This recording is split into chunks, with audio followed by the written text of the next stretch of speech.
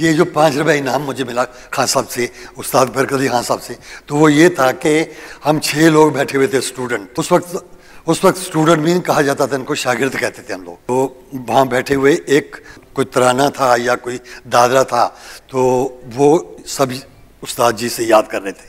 तो उन्होंने फरमाया कि जो सबसे पहले याद करेगा और जो अच्छे तरीके से याद करके मुझे पहले सुनाएगा उसको इनाम मिलेगा। तो खैर मैं थोड़ा तेज़ तो था ही दुआओं से, अपने बुजुर्गों की दुआओं से, तो मैंने वो याद करके 6 लड़कों में से सबसे पहले सुनाया।